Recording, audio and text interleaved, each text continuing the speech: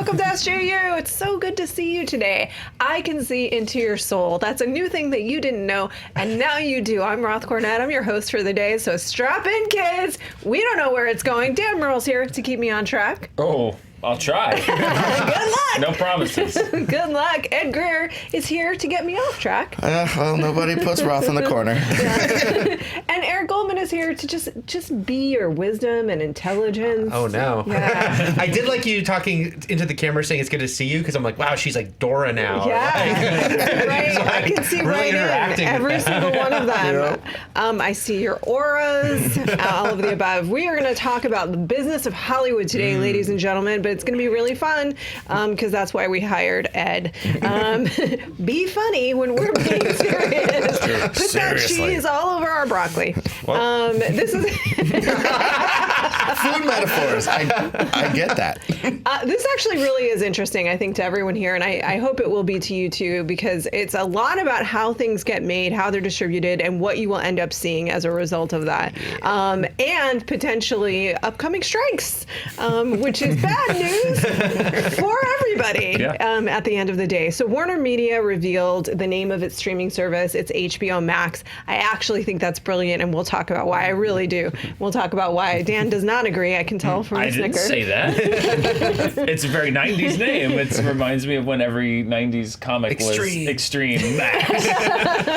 And then I got made fun of yesterday. Do you remember actual Extreme, the band? More than words, right? Yeah, more than words. So here's why I think this is brilliant, and then we'll get into the actual deal. Look, we associate as viewers streaming with television. We don't associate it necessarily with things like movies. Though HBO was a brand, a television channel that was really supposed to be about movies, home box office, right?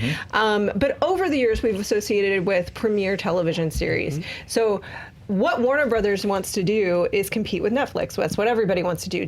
Disney has the most baked-in brand, well-identified brand of any of them, frankly, but certainly of any movie studio. We as consumers don't go, I want to go watch the latest Warner Brothers thing. People may want to watch the latest Disney thing, but they do want to watch HBO. And you assume that if you're watching HBO, it's going to be good. So what they have done is named their streaming service after the most premium television property, HBO, plus Cinemax, because maybe we'll get saucy. I don't know why they included Cinemax, but sure, HBO to the max. It's not Cinemax, by the way. So that is, to me, why I thought that was actually a really, really smart move for them. And also, DC is too niche, right? If you were just to build it around the DC streaming service, Warner. Or Warner. I think you can't, because I mean, even like Disney Plus, like Marvel's part of it, but it's not like they're including Marvel in the name. They want to be like, there's a lot of stuff here, and you can't use that DC name for that. Right. So we're agreed that the name is probably their smartest move, I think. So then we're going to talk about what they're actually doing on the service, which is they're taking what HBO is and that premium television brand and making it bigger. That's why it's Max. By the way, that to me filled in the gaps, because we talked about on the show about Richard Plepler, who'd been the chairman of HBO for so many years and like supervised its growth into what it was, and how there had been rumors about like, well, he's leaving, and the reason why was rumors like he doesn't really think that he fits into the new AT&T structure, and like this makes so much more sense now because it's obvious now Warner's strategy is taking HBO from this is the channel that makes quality movies and television and making it the brand for everything. Which I understand why somebody like Richard Plepler is like that. His strategy was always very boutique and very like,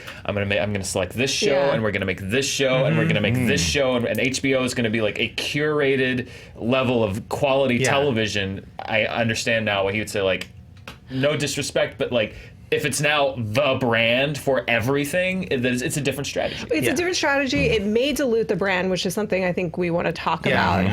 But we were talking about this morning, there was an article. You sort of hear stuff through the grapevine. They're just people you know when you live in LA, like at a coffee shop. You never know what you might overhear. But also there was an actual article about this where when Time Warner came in and basically said to HBO, like, you're awesome, but we need more stuff. Yeah, AT&T was saying that. AT&T AT&T said we need more things Right. to compete with Netflix. Yeah, I was looking up this article. It's actually from a year ago. I thought it was more recent, but it was like one of the heads of AT&T and just saying, like, we need hours a day. Like, we want people to stick on HBO because that's what Netflix has, right? Yeah. They just stay on Netflix, and maybe it auto plays, and maybe you flip around. And basically, he was like, yeah, we need people to stick around. And he even said, like, he was talking about engagement and being able to look at monetize things and looking at how long are people sticking around and why. All of which is not what HBO is built around when they only have their prestige shows on Sunday nights. Yes. And then have some nice movies too. But no, that's not going to be people who are just watching HBO. So this is a complete new change. It was just interesting to see that sizzle reel. Like, oh yeah, I can see again, like you said, why he would leave. It's like, yeah, because for him, Pretty Little Liars and Fresh Prince of Bel-Air repeats are not the HBO brand we've always known. This is a very or Teen Titans Go, just all these things we were seeing in that promo. This is a major shift for what you think of with HBO. Just the meaning of what it is. Yes. It's just an entity. It capitalizes on what it established, frankly, to get people in, going like, well, you at this point, we've talked about this. There are things that you have that you assume you have to have. I think Netflix is one of those currently, and then HBO is another one because it's going to have that premium quality show that you want to be a part of. But that was a little on the bubble, I think probably for a lot of consumers after Game of Thrones, unless you're just a huge Big Little Lies fan. I don't know. There are, but not on Game of Thrones level. Yeah. It's a good show. I mean, they opened that sizzle reel with Game of Thrones footage, which is funny since that show is no longer producing new episodes. Well, most of the shows are producing. Right, that's true. Let me really quickly outline what there will be there, and then let's talk about how stuff is just getting expensive, and they are probably using the only viable strategy for themselves at this point. So they will have, as we've talked about, Fresh Prince of Bel-Air, which I'm hoping for a reboot, guys. And I think that they're probably testing the waters on that one. Pretty Little Liars. They will have Batwoman and all the other Warner Brothers produced CW series available. They paid themselves, and we'll get into this a little bit later, they paid themselves $425 million for 5 years of Friends, which was huge. It was a huge deal for Netflix. People still watch Friends. It's trending all the time. They watch it a lot. Yeah, no one told me life was going to be this way. Well, now you know. So they have paid that much money to themselves because Warner Brothers owns Friends in order to have it on their streaming service. We'll talk a little bit about why that is. But this is giving us a sense of how expanded the service is going to be. Ed there. Stuff's getting expensive. There's a lot of things to subscribe to. Oh, well, they're talking about 14 above the current $14.99 price for HBO, and it's again. I have a non-cord cutter in my house, and she's just like, yeah, man, I'm gonna have cable, and and I watch the Laker games and so on and so forth. This is gonna challenge the people who are cord cutter challenged because a lot of what we watch is on here. Yeah. If they throw the Food Network on here, this is a done deal. $16.99 instead of $200. Yeah, get out of here. So I think this might be Food Network. I don't know.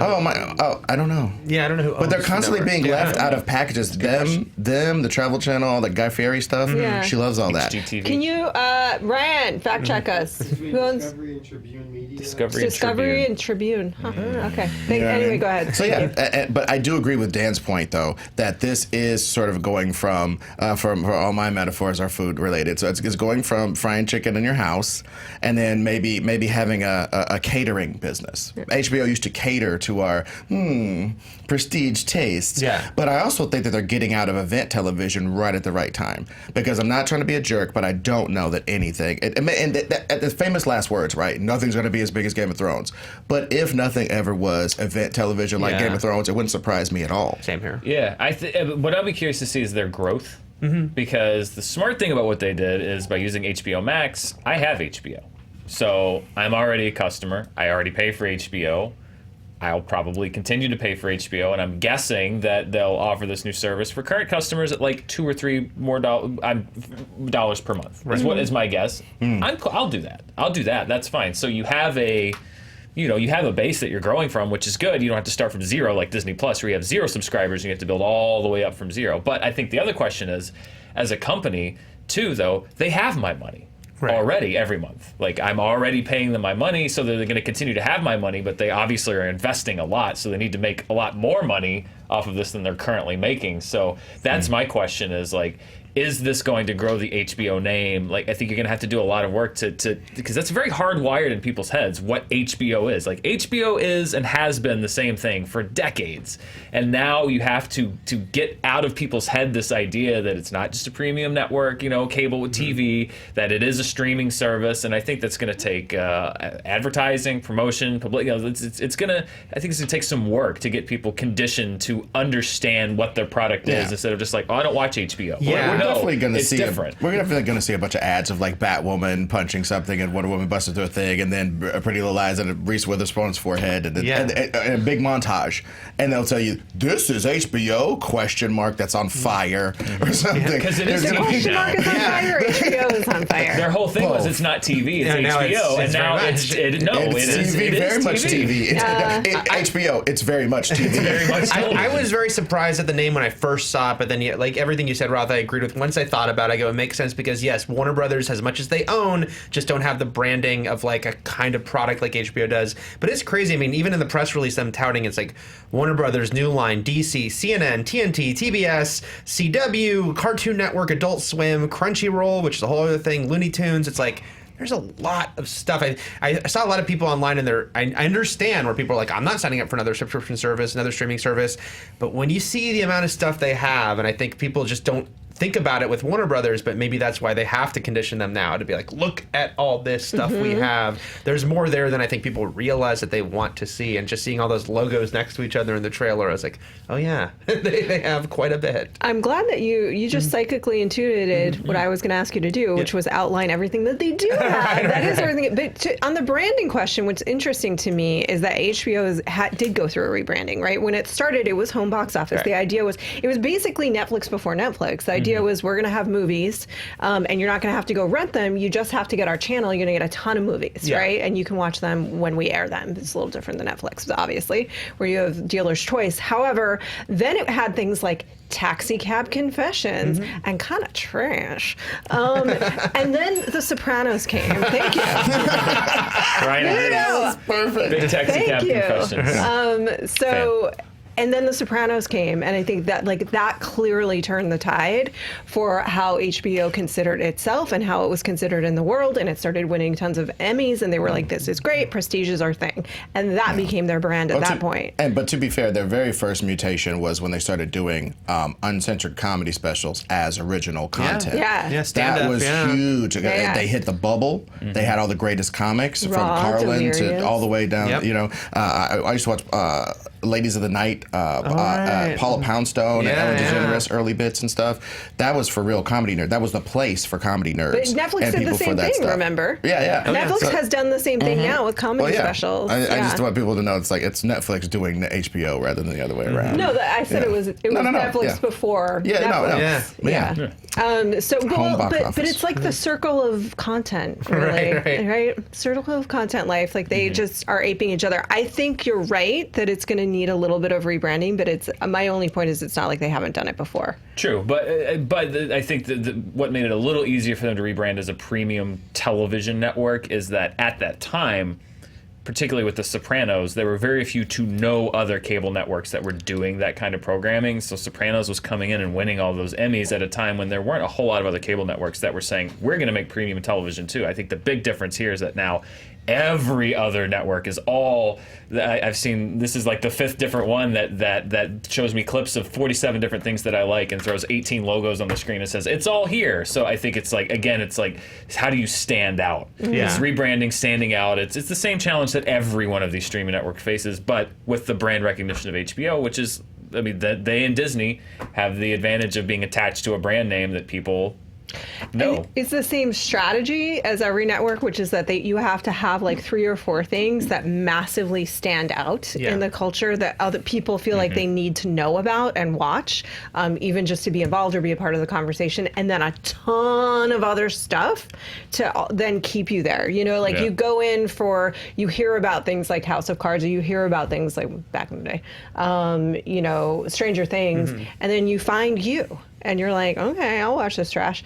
I like you a lot, frankly. I think it's actually really a great first season. But my point is, like, they need to do that as well. And without Game of Thrones, what is that thing for them is probably one of the big questions. Yeah. Is it the prequels? Yeah, they're not. That's the other thing, is they're not selling any. And I get that they don't have it to sell, but the other thing is, like, they mention their original content, but they are not selling anything as far as, like, their original. It's at least in their opening salvo. I mean, none of it's been library. shot yet, I don't think, so they don't even have it to release. So it's like, the press release mentioned, like, these, they've got these shows with notable people, and they have Anna Kendrick series, and they've got the Gremlins animated series, but none of these are ready.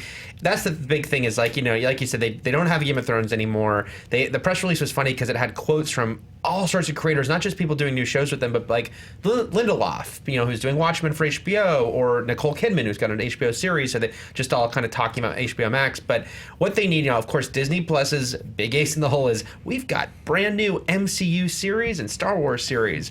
And I feel like I'm sure they're trying to make happen on HBO Max and in the next year or two is Potterverse TV show. Pointedly, by the way, they don't have rights. The only thing you saw Potter in the trailer was Crimes of Grindelwald, because everything else is tied up for a couple years. Right. Like, they don't have the pot, but they own it. It's just the streaming rights are somewhere else. But that's like their big thing. If they can get a Potterverse TV show happening, and then I also thought if they could finally be the ones, and I think they would be the ones to do a Batman TV show with prestige people involved, because famously Warner Brothers and DC doesn't let Batman be in live action on TV. Gotham got the closest, but they only in the very last episode have him in the costume. He's like the one character they can't have pop up on the CW shows. But if they were like, let's get especially these days where it seems like they don't care about having multiple versions of the same character, if they got like an amazing actor-creator combo and they're like, we have a Batman series debuting there, I think those are their two things that they kind of have in their pocket that I bet they're trying to make happen. Well, everybody pitch your Potter show. You don't have to do it right now. I was just going to say they'll also be able to push when they get, I don't know when the contracts expire, but I assume whenever the Netflix deal ends, they will get all of the Arrowverse exclusively. Oh, yeah. One day, they get the new shows, but they still have to share. Yeah, that's the thing we should mention, is like that this specific deal is for anything that's new on the CW that Warner Brothers makes, like Batwoman will now be living its streaming life on HBO Max. Yeah. But all the shows that are already on the air on CW will continue to be on Netflix shows. I can only assume that once those shows end, like next year's Arrow's last year, there's probably a couple years left after that Netflix has it, and then it'll move to HBO Max. Yeah. And so that we'll slowly start to see that. The other thing that this also means very clearly is that the DC streaming service is no more, or it's like it's slowly going to fade out. They're still not saying it's going away, but Doom Patrol's logo was in that trailer. Yeah. And that's a huge thing. Like, okay, they're now going to share content. Yeah. So if they're going to put Doom Patrol, and we presume Titans and all those shows will also be on HBO Max, what is the purpose of DC Universe? Now, I understand its purpose is also to have comic books, but it feels like you just have to completely, we've talked about that before, but if it's they really do strange. that, though, that's like a huge, as we look back at the streaming wars, like that's going to be looked at as like a massive blunder, right? To put all of that money into launching DC Universe, and then less than 2 years later come in and just cut the legs out from it. It was before AT&T bought them. Well, so AT&T is the one that wanted this strategy. I mean, that's what we were talking about, is that AT&T specifically was the one that came in and said to HBO, like, you need to be you, but also different. And then that's 500 times bigger. Yeah, so they're the ones behind this new strategy, not Warner Brothers proper. So frankly, like, I do think it was a blunder to do the maybe DC not service. blunder, but definitely like a growing pains. And just like, wow, that was a lot of time and money just. Yeah, I feel like for now, because again, they said for now it's going to stick around, Haswell HBO Now. So for now, DC Universe still exists, but it's almost like anything produced for it is really being produced for HBO Max. Yeah. And DC Universe is like for a smaller niche audience who only wants the DC stuff and they can pay less. What about Swamp Thing? Swamp Thing got canceled right away. It's like, again, who knows, like going forward, a lot of people thought the Swamp Thing being canceled is probably a sign the DC Universe is not something they're heavily invested in. Again, it could still stick around for now, but it'll feel like a secondary home for these shows. Like anything that, again, once I saw that Doom Patrol logo in the trailer. I was like, yeah, okay. Yeah, the DC universe is probably quickly over, which makes sense. They also, let's talk about the other new series that they have in development. Obviously, HBO is touting currently both Watchmen and His Dark Materials, and this is very clearly a strategy to try and identify the next Game of Thrones. His Dark Materials, if you guys have not read it, is awesome. I love that book series. They blew it with the Golden Compass. I'm very, very excited. But tell me what else we have to look They also forward have Joss Whedon's first series in a long time is in development with them. Of course, they've got they've got Westworld, which a lot of people thought faltered on its second season, but I think they're already kind of really trying to push this new season as a big different thing with Aaron Paul. And there's a couple other things I'm blanking on because I know Berlanti has a thing he's doing specifically for HBO Max, and then it gets a little wonky, like what is for each. But if you look at the stuff they're developing, it's like they've got Lindelof, Whedon, Berlanti. Some of them are doing stuff specifically for HBO Max. Some of them are doing stuff for HBO, but it doesn't matter anymore. It's all one and the same. So they've got a lot of big name creators that I'm sure all these people have created franchises in the past. So they're like, okay, can you do that magic again? And then, of course, yes, the HBO prequels. HBO prequels. Game of Thrones prequels, which George R. R. Martin also quoted in that press release. He had one of the longest quotes, by the way. Shocking. Yes. He will why do you write a press release? He will write anything. He will write anything he possibly can. Everyone else was like, here's a couple lines. And George R. R. Martin's like, it took him He has 7 months to write that press release. He has a side email writing business. He's like, I'll check your work. Jesus, George, write your book. The Write first, the books, Write your please. goddamn books. one of the first times he was actually in any sort of print, he wrote I think he wrote a letter to Marvel to talk about some character, and it was just this beautiful, splendid. He described the armor on all the characters in his arguments. You know what I mean? And it was really, and what they ate and where they went afterwards, what mead. So I don't know. Eric freaked me out with that Batman live action thing because it's a thought that I've had in those lonely nights when you think about how to make money for a corporate mega giant. You're like, how can I make these jerks rich? Batman, because you're right, they could finally pour the resources into it, and it wouldn't have to be any sort of network thing. They could do a weird limited series and stuff. And I think I hope that we're approaching the era where we don't have to separate everything. If they found the greatest actor in the world and the person that was in the movies was sort of faltering and they go, you know what, let's do this and throw a bunch of money in it and do like a limited theater release and all the dorks will come see it, and then you get to see it on HBO Max in 5 seconds. Yeah, I mean the Dune, they're doing a Dune show that is the same writer directors who are doing the film. It's like they're kind of like the Dark Tower was going to try to do, but it didn't happen. But it's like that's very much going to be like, oh, we're going big on something that has been niche. They want it to be big. But and talk about the cycle of content, like Netflix going, hey, for a limited time, we'll show our movies to make sure they qualify for awards and stuff, and we drop them on you. Yeah, and you can watch them in a smaller format. But I think a lot of people back in the days who liked Smallville, I wasn't one of them. I'm not trying to be a jerk about it, but the people who really liked it and didn't see the guy who played Superman as a limited actor, a lot of them would love. I bet you if you dropped an $80 million Superman movie on those fools at that time, a lot of people would have went to see that. Right. So I think if you could do that better with Batman, I think that opens up and also as far as the faltering of DC streaming, I just personally think they've identified the fact that they can make a few original programming things on a low budget. Yeah. And I think that proved themselves to other places like HBO, who's now partnering with them. I think that we're going to see a lot of little niche DC things that are a little more high budget, a little bit more high-minded. Yeah. And I think that those will be able to make money. And I think that is DCU or universe, whatever, died for the sins. You know what I'm saying? We're going to reap the benefits of them trying that out. And I think that's what it was for. Well, I mean, I think that these last 5 to 10 years have been a lot of people trying to figure it out, and now it's being figured out, and so they tried something. They thought that it made sense at the time. Somebody I used to work for, this is a very quick story, but it's notable in that it relates to this. Somebody I used to work for in documentary distribution, I just looked him up on LinkedIn the other day, and he started a streaming service specifically for classic game shows. So I'm sure at the time that seemed, it was probably like 7 to 8 years ago or whatever, seemed like, sure, I could do this very niche subscription service and people may pay a couple of bucks for it and I'll have a tidy little business licensing these classic game shows, which are probably relatively cheap, right? Because who else is using them? I actually get that thought 7 years ago, and now he's done.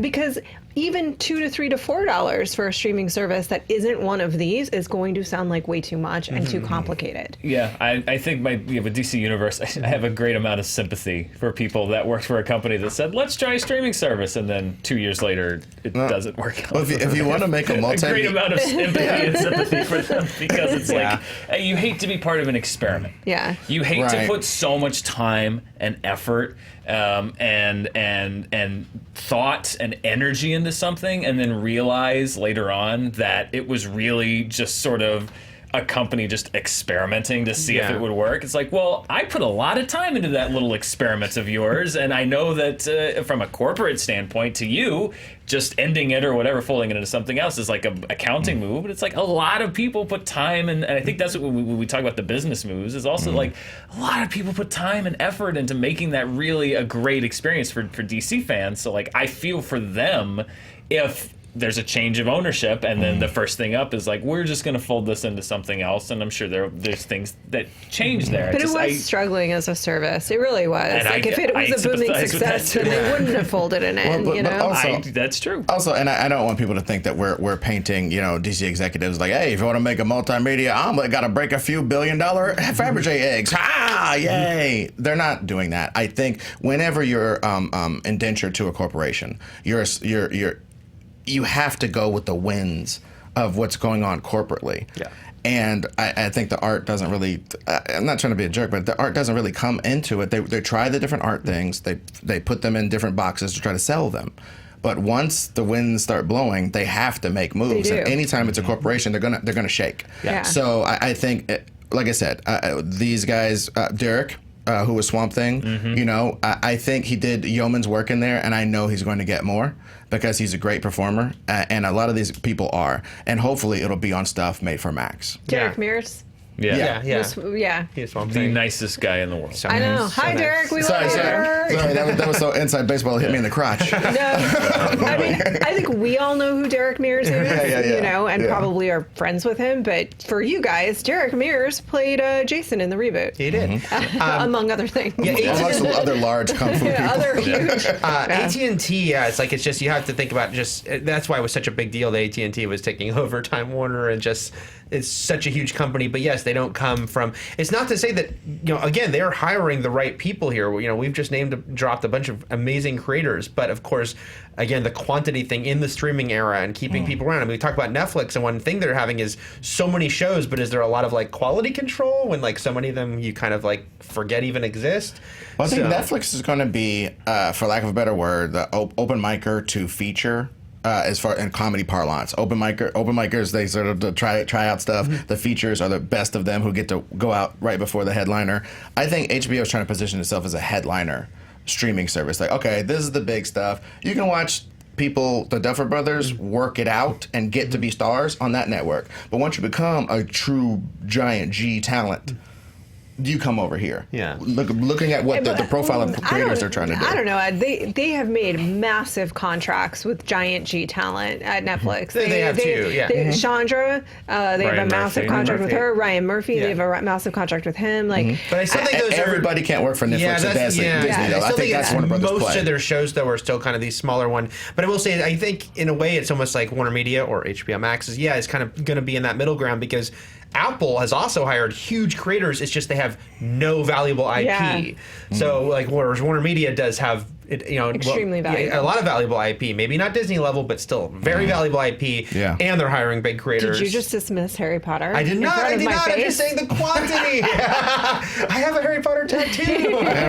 But yeah, I just feel like they've had really valuable IP, but they're also hiring big creators because Apple has only got the big creators, and that's really hard because they kind of have to start with nothing on the brand level. I mean, Apple's a brand, but we don't think of it as great TV shows. Yeah, I don't think he's one of the guys, but it's different when you go, we got Paul Thomas Anderson. Well, that's great for scenists. Yeah. You know what I'm saying? But the average Joe on the street might not be like, oh, I'm so. Right. You mean the one that made those Mila Jovovich movies? No, that's Paul W.S. Well, speaking of massively popular, I am going to move us along just a little bit, but in talking about Friends, we wanted to return to this thread of the story because it's actually going to lead us into our next story, and I find it frankly fascinating. And this really delves into how the industry itself is reshaping at this moment, and how the dollars are spent is reshaping. So let's explain this to you. Warner Brothers Media paid itself $425 million to start in 2020 have Friends on their streaming service. Netflix currently had it. They paid, I think, $100 million for 1 year. Yeah. Why? Because Friends is still extremely freaking popular worldwide, people. And worldwide is one of the keys to what we're talking about. You have to have a global market in order to survive in these streaming wars. But that's one thing. The second thing is this. Why did they have to pay themselves money? Let's talk about that. It's because if Eric I own a company, and as part of my company, Eric made me the Screen Junkies bottle, right? I'm the studio arm of your company. Right, you're the studio arm of my company, and you made me this Screen Junkies bottle. And this becomes wildly, wildly popular, right? And Ed wants to pay me $200 for my Screen Junkies, for the right to my Screen Junkies bottle, and you want to pay me $250 for my Screen Junkies bottle. Well, I made a deal with Eric initially that he's going to get X% of what I make on this Screen Junkies bottle, right? So if I want to pay I recognize that this is really valuable, and I'm going to pay. And you want to keep it in-house. I want to keep it in-house. If I don't pay anything for it, Eric's not going to get any of that percentage, right? So I now have to pay myself market value for this bottle. I have to pay myself $275 for my Screen Junkies value. Otherwise, I'm screwing Eric. And Eric could sue, which we've seen happen. So Eric's got to get his piece. Eric's got to get his piece from the back end. So what we just laid out is basically what happened on The Walking Dead, which is that AMC, it's very often networks are not the ones that are producing the shows. They are licensing the shows from other studios. So, but AMC in this particular case both produced and aired The Walking Dead. As a result, they were sort of undervaluing it, which meant that they didn't have to pay as much money to creators like Frank Darabont, who then sued and got a lot of money. Well, actually, that one's still in. That's still in play. The Bones one did. Yeah. They had to pay, like Fox had to pay like $80 million each. But there's a separate lawsuit for The Walking Dead. There's a couple different ones for Walking Dead. For different creators of The Walking Dead. So my point is, once you know the bottle is valuable, you kind of have to pay yourself in order to make sure that Eric doesn't sue you. So. That is what happened with Friends. Okay, so there's two interesting things about that. One, Friends is still huge, guys. Two, three things. Two, it's globally big, and that's really, really important. And three is, how does the money and how do the dollars and cents work in Hollywood? Now we're going to talk about, in answer to that conundrum, Disney is proposing a new profit participation model. Doesn't that sound fun? In which it would not have to pay itself for this bottle. And we're going to talk about that. But first, Eric's going to tell us to hit the bell and read what? I didn't do this time. So instead, because I can't read in the green here, but I think it's talking about how Honest Trailer Commentaries has moved to Tuesdays. Yeah. We didn't do a story link this time. So we'll just talk about, Honest Trailer Commentaries now on Tuesdays. Now on Tuesday. No, it's Wednesdays. Wednesdays at 10 a.m. On Screen Junkies, not here on Fandom Entertainment. Fandom Entertainment is the channel that you're watching now. Then you should what? Our printer needs new ink is my main argument here. Destroy the bell. Yeah, sorry. If you want to keep these particular content creators in bottles, destroy that bell. Yeah, damn Murrell. Yeah. And then they can watch you on Honest Trailer Commentaries over on Screen Junkies on Wednesdays at 10 a.m. Yes, they can. That's exciting. We had I think it was the first time we've had our whole current writing team on the show. We had myself, we had Spencer, we had Joe, we had Danielle, we had Lon. We're all talking about Game of Thrones, and then Big Show show, big group. Then generally weekly we will. Well, you're on this. You've seen the show, but the people on the main, not the main channel, Screen Junkies, have not a lot of them seen it. So we're trying to just get more eyeballs on that show and pair it with the show that it's about. What's that? Yes, and we do it a day late now. We do it on Wednesday so that we can have the trailer come out, and then we look at the feedback. If people have questions about it, we answered like, why do you censor? Why do you bleep out curse words and stuff? Why do you censor things? People have questions about that kind of stuff. We answer them on the show. If we get something wrong in the trailer, we will atone for that. Yeah. We had to atone for not We're working including, on getting you a cat of nine tails, is my understanding. There's self-flagellation will at some point be incorporated. We had to explain why we did not address Sansa really at all in our Game of Thrones Volume 3 trailer. The answer being, it was hard to address something the show did that was pretty good when you were addressing a lot of things that the show did not do well. But we should have paid Sansa more than just a small mention or a hat tip. All hail Queen Sansa. We did it. Eric is now going to tell us about how Disney is trying to get out of the pickle that the studios currently are in. Yeah, so this is, like you said, this has been the way it's always worked. And there was another recent example that I think all of us, except you, Roth, were on the episode where we talked about The Office recently, where NBC Universal paid itself $500 million. Same situation. In both cases, we had like bidders, Netflix, and everyone else wanting this show. And then they're like, no, we're going to keep it, but we have to pay ourselves this huge amount so that everyone who is a profit participant, which is the creators, producers, usually the big stars on a show that's big, we're going to get money. So Disney wants to change all that in this new era. Another example I'll give is The Simpsons, which was in this article in Deadline, because The Simpsons, a few years ago, finally went to cable on FX. At that point, was Fox paying Fox. FX was paying this huge amount to Fox, which they were part of, for the Simpsons rights. Well, then Simpsons is now owned by Disney, and when that happened, Disney paid itself because they wanted to put the Simpsons on Disney Plus and Freeform. So another huge deal happens, and Matt Groening gets a lot of money for, and a bunch of other people. Disney was saying, okay, this is all very complicated every time this happens. What can we do to change this so that we can, in this new era, just move our own stuff around wherever we want it? And if we want The Simpsons on Freeform one day, but then the next day we're like, hey, let's put it on Disney Plus. The next day we want to put it back on FX.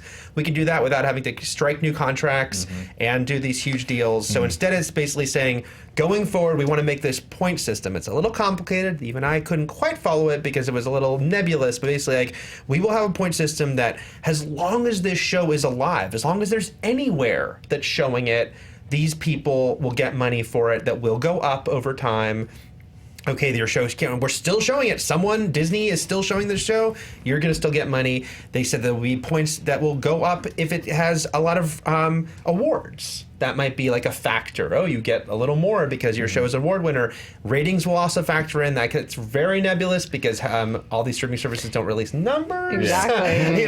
But again, if you're Disney, you also own the ABC network and FX and places that do have hard numbers. So that will all factor in. So basically, that they don't have to keep renegotiating to keep it within in-house. It's a different thing if they still sell it for someone outside their world. But if it's staying within Disney, Warner Brothers wants to do a very similar thing for the same reason. Understandably. That we can stop paying ourselves $500 million, which then means this huge. Again, it doesn't mean that they're not going to still be paying these people money. It's just going to be a fixed amount based on the life of the show. But that's where it gets a little tricky. The way that I read it was, it's not so much about The Simpsons currently because there are already so many existing deals, but it's like when you're making a show that could be the next Simpsons, and that's when it's like, okay, these are our initial contracts. This is where it goes from now on. Because basically, instead of saying like, we're going to pay you, that's where Walking Dead and all these shows run into, and Big Bang Theory when they have to pay $30 million because when the show starts, they're like, all right, we'll sign you to this contract, and then as the show gets more successful, the contracts are catching up and they have to pay out more and more. And instead, it's like them saying up front, like, hey, if the show runs 20 seasons, you're guaranteed this amount of money, and it graduates, and if you win an Emmy, you get this much. But like, it's all planned out beforehand, so it's like, it's fixed. You know exactly how much it's going to be valued if it goes X amount of time, but it can also, as you said, travel anywhere it wants to go, which can be rewarding for some creators because instead of not really making a lot of money until season 4 of a show, you can, if you're a writer or a creator or start, you can actually make maybe a little bit more money at the beginning if you negotiate with like. If you're like a hot young creator, but you haven't had a pre-established hit to get you that great deal up front, this could end up paying off really big. Which is not unlike, Netflix has done buyouts, right? So just to be clear, the Netflix model is they pay you a lot of money up front and then you get no There's points. No back end. They just own it full out. By the way, people are asking, it's Starbucks green iced tea. Yeah, so girls got to stay caffeinated and hydrated, and Netflix has got to stay in business. So here's my question for us. If Warner Brothers and Disney adopts this model, then they have a streaming service. Does Netflix still have the ability to do straight buyouts, or are creators going to be wanting more of that model from them? Already, though, they're experiencing the mega hits. People are renegotiating their deals. The Duffer Brothers are definitely not on that same lame deal they were on at the beginning. Right. Definitely not. So if you do the next Stranger Things on Netflix, then yeah, you'll get your money because it's so rare. As they stated in several articles, most Netflix shows get canceled before the third or fourth season. Right. The Duffer Brothers look like they've defeated that soundly, so they're going to get their money. But most shows on Netflix, the way that they've structured it, go 2 to 3 seasons, and I think that's fine for them business-wise. Right. And sorry. Oh, no, I was just going to say that's why, these deals with the mega producers, the Shonda Rhimes and the Ryan Murphys, are still, there's a few of them, but it's still a unique thing for Netflix because most of their shows are from younger creators starting out. But they're saying to someone like Shonda Rhimes and Ryan Murphy, we're going to pay you these are giant deals, like $400 million, $500 million deals to make several shows, but you will not renegotiate with us because this is just what we're agreeing to. And obviously those people are going, okay, you're giving me a lot of money and creative freedom, and we're established creators. But yes, once in a while they'll have to deal with a Duffer Brothers situation, which is like someone who didn't have a name going in but has that break. But again, they try to curb that by not having that happen too much and just ending their shows by season 3. Yeah, I mean, there's good and bad to this. Like we're saying, there's the good part where newer creators could make more money up front. Yeah. There's the bad where people could lose over time, make less for a massive hit like Friends. Or really even what I'm worried about is a show like Parks and Recreation, which skated by for so many years because they were at around an episode count. Like the ratings were okay, but I think that they had Chris Pratt didn't break out to the very end. They didn't have any stars in the show that had broken out like Steve Carell did, for example, when The Office was on the air. And I think that it made just enough money that they kept it around for syndication because they're like, you know what, it makes enough that we're going to keep making the show and then we can sell it to syndication. And that's obviously they probably made a fair amount of money from selling it to Netflix, from paying the rights or whatever. And I worry is that if you have these fixed deals where if you were created Parks and Recreation, you go in knowing I get this much money for season 1, season 2, or season 3, and it graduates upwards, and NBC already knows that we're keeping this, or we know how much we're going to have to pay to put it into streaming rights or et cetera. I worry that then they might get to season 3 of Parks and Recreation and say we already know how much we're going to have to pay out if it goes this long, and we kind of already know what we're going to get out of it. And it was not a breakout show really till its last 2 seasons where it really started gaining momentum. So that's what makes me worry is that those shows that are kind of in the middle, they'll just get cut. Yeah, that if there's not that kind of question mark of but what's the potential? If studios and networks already know roughly what the potential of a show is, I worry that a show like Parks and Recreation maybe that's on the bubble would not survive because there's not that thing of we think if we roll the dice for another couple of seasons that we can get it to syndication and it can really start paying off. I do worry about that. That's definitely is a legitimate concern. I guess the one thing that's so different though with Disney and Warner Brothers is if you're Netflix, your only distribution outlet is Netflix, right? That's it. Which is versus these mega companies who have multiple cable channels and different services, so they can kind of see test the water and be well, this show isn't really clicking on Freeform, but what if we moved it over here? It's they got so many different outlets, so that they might try to see if it can fit better somewhere else. Netflix doesn't. Netflix is Netflix, but Disney and Warner Brothers, NBC Universal to some extent, they have E and all these different things. They have these different places they can put things, and it is funny though, by the way, that I think it was that same article that they mentioned The Office is probably the biggest hit it ever was on Netflix. Because The Office was not a top huge. 10 show. Friends was. Yeah. But The Office was not one of the biggest shows on TV. It was successful, but on Netflix found the biggest audience ever. There's definitely that concern that Dan said that some shows just might not get that chance in this modern era. But I do think it has more of a chance in the Disney Warner Brothers realm than the Netflix realm, where it's just there's one place. Also, and if you're not watching couldn't people negotiate or renegotiate a certain? I know that it's amorphous trying to count streams and stuff, but it would seem like such it seemed like you got screwed if indeed like they put it on something that was whack and it didn't get a bunch of streams, but then they put it on something else that gets so many.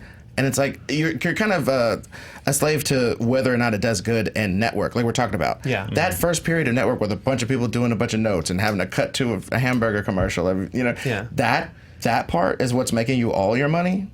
That does kind of suck. I think it could if it doesn't become a new industry standard. If there are some people that still do the private participation thing of like, all right, we're going to sign you for season 1, and then if it does well, we're going to see where we go from here. Versus a Netflix or a Disney that says like, no, we're going to do this as a point-based structure. Right. So it kind of becomes like when you're watching like free agency in sports. It's like, all right.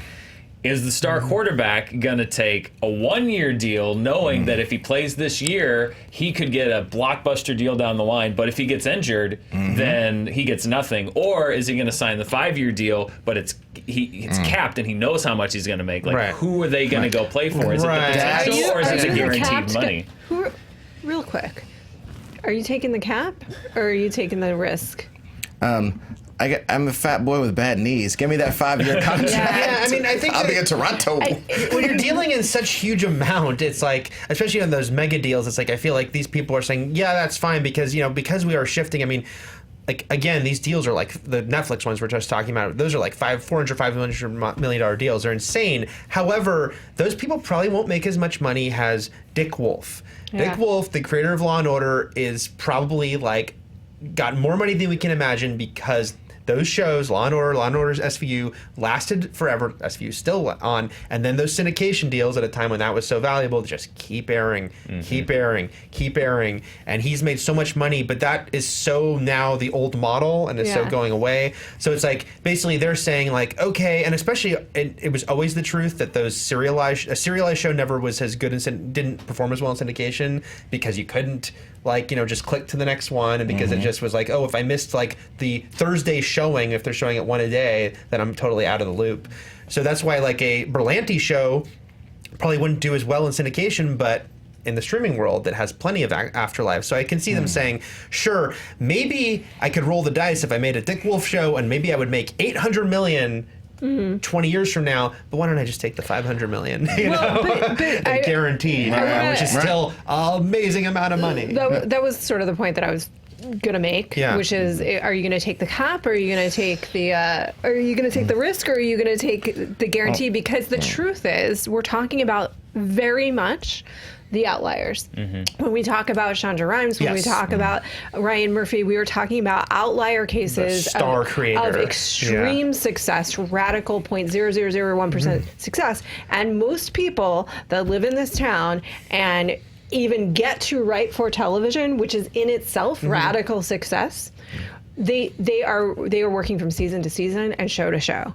And there is very little guarantee for them. Well, that's why this works. I just hope it doesn't. Which is why this works for them. I hope it wouldn't make studios more risk averse. That's my only thing. Is like, whereas before you can take a chance on, for example, I'm not saying this is what happened. Like, for example, Stranger Things, you can kind of lowball a season 1 offer and just say like, hey, let's see where this goes, and if it's successful, then we'll have the money to pay you. Like, I hope that if everybody's doing this and everyone's using the system where you sort of have to guarantee things up front, that a studio doesn't, the actuaries and everybody don't look at Stranger Things and go like, well, given our market research and our profit potential, we don't think that it's probably worth an investment of a potential of X amount of money over 4 seasons, instead of just like, let's roll the dice on this and see what happens. Like, again, it's more of just like, I think it's good because it could make more people more money sooner, which they should. And I hate that people sometimes have to take crappy deals to get their TV show made or their movie made. Like, that sucks. And if it makes it better for them, that's great.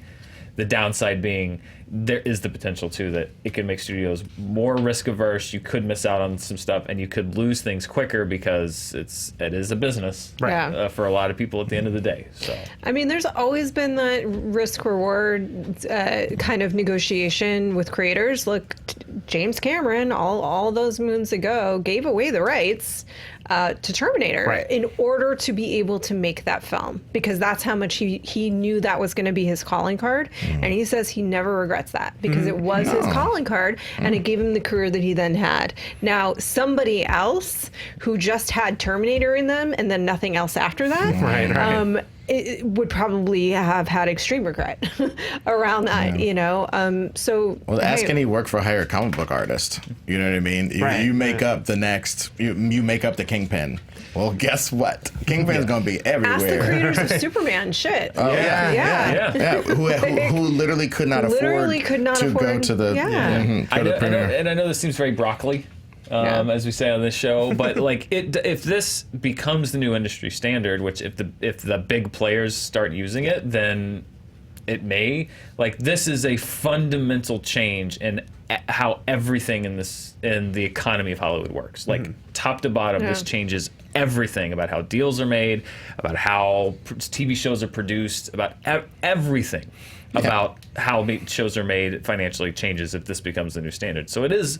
I know it seems dry and whatever to some people, but I think we're highly entertaining. It's a big deal. This is a big deal. It was good, maybe not for our audience, but when you did the sports analogy, because it very much is it that. Was because not good for me. There's always but there's in sports there's always going to be that athlete that just they get drafted, blah blah blah, and they come in, they become Tom Brady, they become some superstar, and you would never suspect that. So yes, those dudes get so much money to the point where in sports they make so much money that they can't be overpaid. LeBron James cannot be overpaid. Some of these people can't be because the money they bring in is so much greater than their salaries. Yeah. And I think just in TV, there are so few LeBrons in TV. Shonda's a LeBron. Yeah, they're you know what I mean? Yeah. Well, James Cameron in television is not a LeBron. No, he's not. But like Berlanti, for an example, Dark Angel's coming back, which Greg Berlanti may not even be as much of. You guys probably know who he is, but like he may not even be as much of a household name as Shonda Rhimes or Ryan Murphy at this time. I don't know. He may be, but Ryan Murphy's a kawaii. But he is a hitmaker. He had at one time, I think, 20 shows. I think right now it's it's crazy. Like it's crazy. So prolific. And Warner Brothers made sure to re-sign him because he's done so much for them. They did not want to lose him to another studio, understandably, because look at all the stuff he's created for them, which again, some of it might be a CW show which doesn't have a rating splash, but look at the afterlife of these shows. Dude, what we're going to see is signing bonuses. What you're talking about is signing bonuses. You come over here, you holding deals, signing bonus, same thing. You get X amount of money that's away from all the rest of this money. You get money for signing your contract. Do you know what it sounds like to me?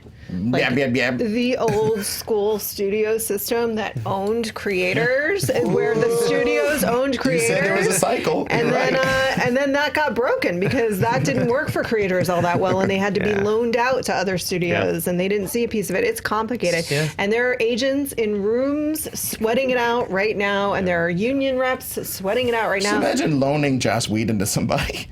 No, but that's how it used to be, right? Like they were, like, especially with actors, they were under contract to a studio, and Warner Brothers. I think Fox owned Marilyn Monroe, and they had a horrible relationship because they did not value her at all, financially or otherwise. She got like pennies to what her co-star in Gentlemen Prefer Blondes got.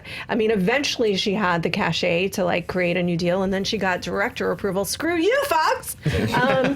That's been the minute with Marilyn. But the point is, it's very, very complicated. Yeah. It's not simple at all. And there are a lot of people probably sweating it out, trying to figure out how this can work to the benefit of the studios and the creators over time. And it's not going to be an easy thing. So this will be an ongoing thing. Yeah, as if agents weren't already sweating it out over this whole packaging deal thing, which is still ongoing. Now also, this may be a second fundamental change in negotiating everything. They're basically trying to get rid of renegotiating as a thing.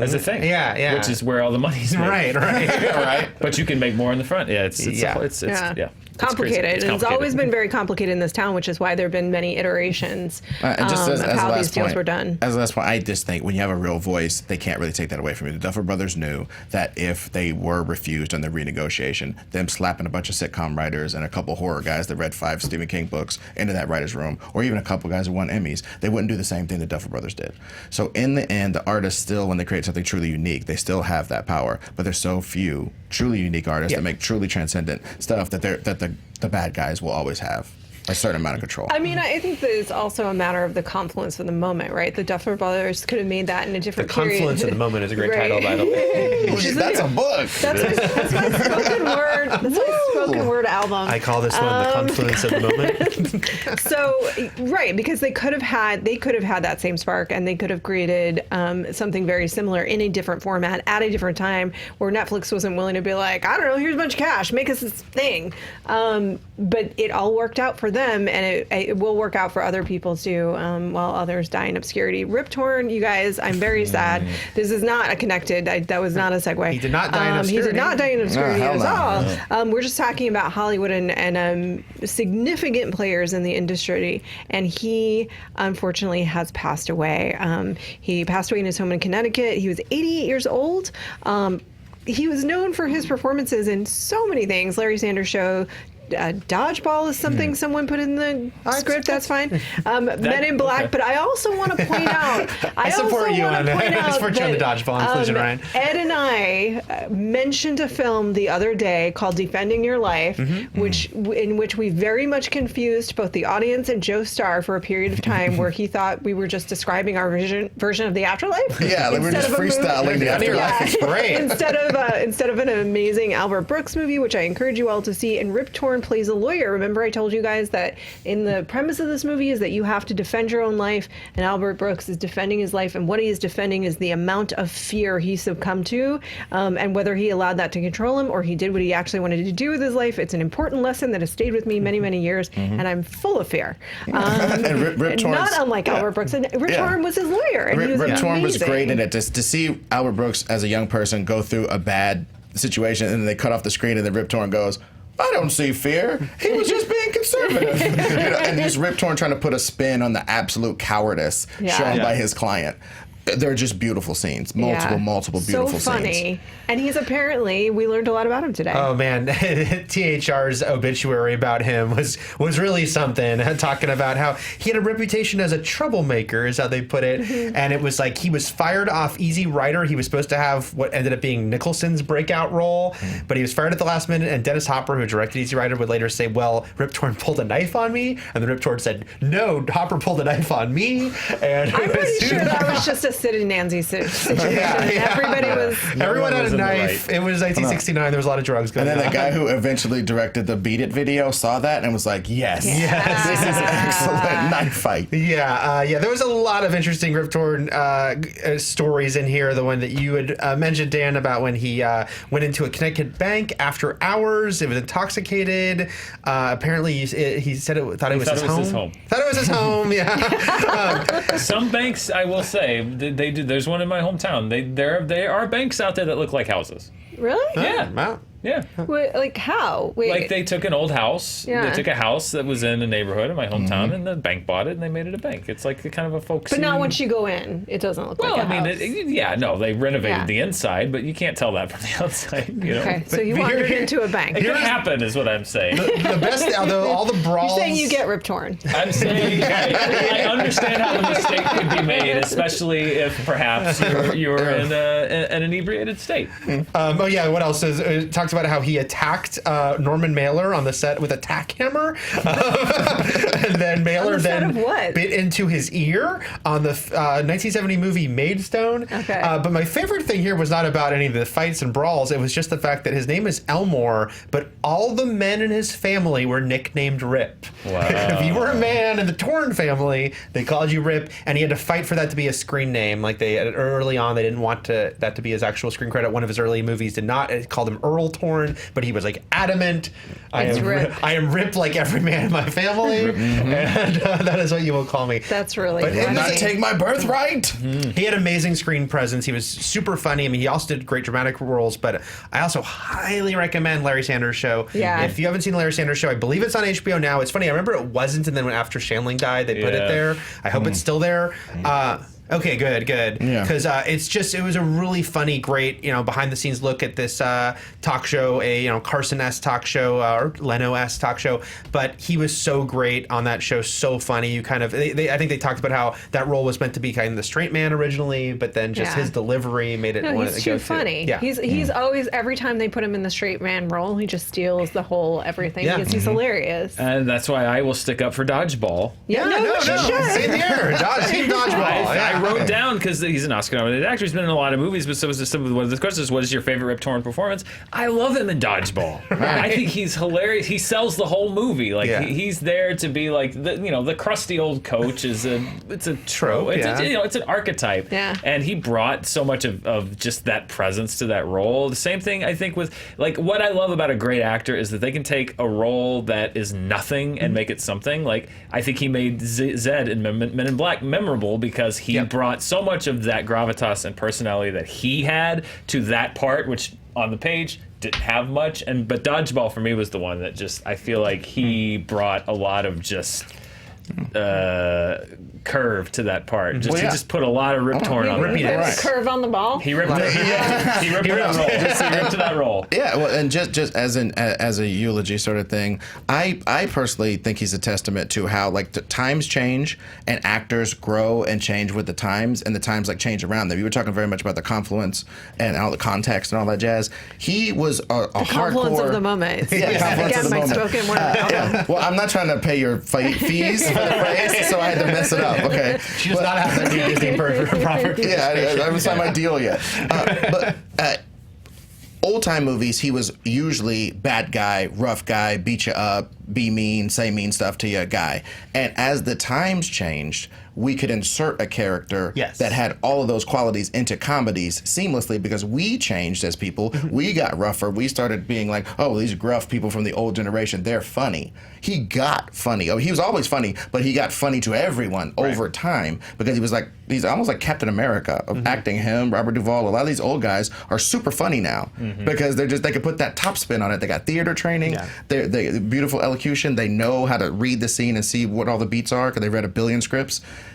That gravitas doesn't just come from being experienced. It comes from us changing. But I think he also has another quality that I think a really great action star has this quality too, which is he is very delighted with what he's doing. He's having so much fun. And he's that delight comes out and he's laughing a little bit, probably inside. Yeah. And I think that comes across on screen. And that's one of the reasons why he's committed to what he's saying, like any good actor is, but he's also just really having fun with it. And he gets that the joy is coming out. And that it's that great quality where he could play the lovable a-hole because, yes, has written this could just be a stern authority figure. But then he makes it likable, he had that grin and that way of talking, and you're just even he could be chewing someone out, and actually, if you listen to the dialogue, it's oh, that's terrible what he's saying, but you're that's Rip Torn. I want him to tear me out. Roth is right though. He's having fun. He has a lot of what great comedians have. If an older comedian tells you something right before you go on stage, 9 times out of 10 it's have fun, because people can tell that you're having fun, and fun is part of funny. It's cathartic. It's cathartic. If you're enjoying it, we're enjoying it a lot more too. So we enjoy you. We enjoy this. I hope we made sense. We were very excited to talk about this. Did we communicate the basics? I hope we did. I think we did. Yeah. Ryan, how'd we do? Are you pretty okay? Pretty good. Pretty okay. That's the standard we go for. SJU, pretty okay. Bye. I'm leaving now.